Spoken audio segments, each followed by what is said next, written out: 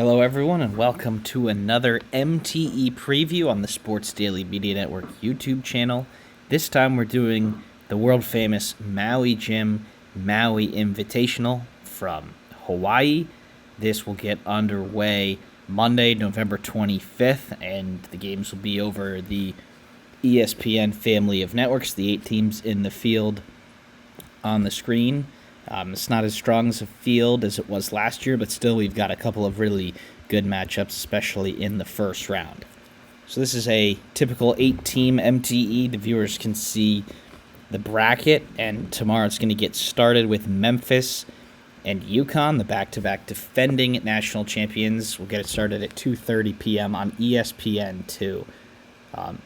The Huskies come in at 8.5-point favorites, and both teams come into the game undefeated at 4-0 on the season. Memphis has wins over Missouri, UNLV, Ohio, and San Francisco, 2 of those being on the road.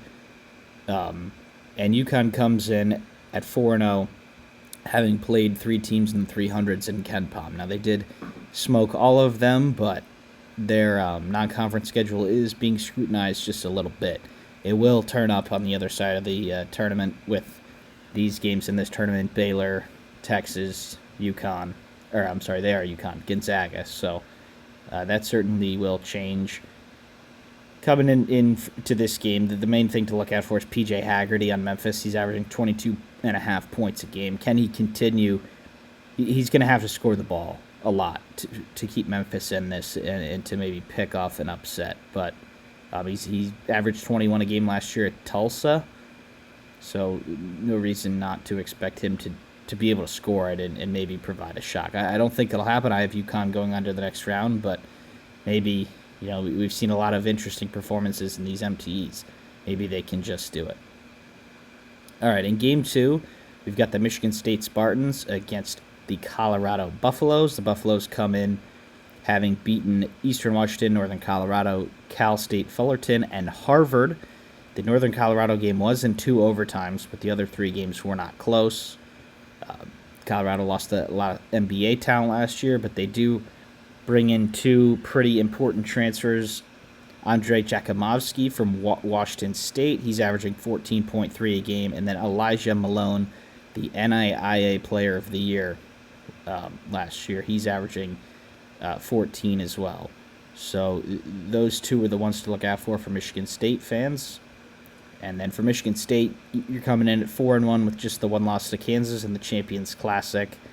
The last 2 bye games were probably a little closer than you wanted, but you ended up getting the job done. Similar spread to Game 1 here. This will be at 5 o'clock on ESPN2. Michigan State coming in at 7.5-point favorites. You would have to think that they would win this game. The spread has been bet up a little bit from its opening at 5.5. But in terms of Michigan State, it's just about finding consistency over the course of the game. Akins is averaging 14.6 per game. Fiddler with 11.8. Kohler with 10.2. So, can you get what kind of rotations can you get? And when you're playing 3 games in 3 days, like this tournament is, having depth like Michigan State will be a positive. All right, that is the opening session of the Maui Invitational. It's kind of split like a conference tournament. You see 2:30, 5, 9, and then it's actually supposed to say midnight for Dayton, North Carolina. But 9 o'clock on ESPNU will be probably the 2 best teams in this tournament, Auburn and Iowa State. The Tigers come in at 4-0, having looked pretty impressive so far. They beat Houston in a pretty much a neutral road game in Houston, and they've made quick work of their bye game opponents. And Iowa State comes in at 3-0, also having played not really anybody notable yet. So it's 4 versus 5 in the AP poll, and they create these brackets in the summer, sometimes even years before, but this is probably one that they want back. These are 2 of the best teams. They probably shouldn't be playing each other in the first round, but it's how it is. Janai Broome averaging 20 and 11 for Auburn, and 4 other players for the Tigers averaging double figures in Iowa State. Curtis Jones is averaging 15. Taman Lipsy, 13. Keyshawn Gilbert, 12.3. Momcilovic with 10.3. It's the same cast of characters for the Cyclones and TJ Otzelberger. Auburn comes in as slight 3.5-point favorites. I would think that should probably be closer to even, just considering Iowa State is pretty good too, and I do actually have the Cyclones winning this game and moving on to the next round. All right, the final game of the day will be at 11:30 p.m. Eastern Time. It's Dayton, the 5-0 Flyers, going down to Hawaii to play the 3-1 North Carolina Tar Heels. For Dayton, they won a tough home game against Northwestern as their only quality opponent, and then a couple other wins against some lower-ranked teams.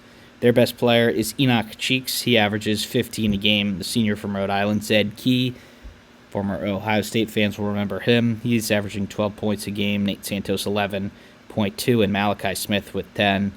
Those four players are pretty good. You also bring Posh Alexander off the bench, too. So Dayton is certainly locked and loaded, ready for this tournament. Now, for North Carolina, they lost to Kansas on the road in a game where they were getting blown out, then they came all the way back, took a lead late, and then ended up not getting the job done.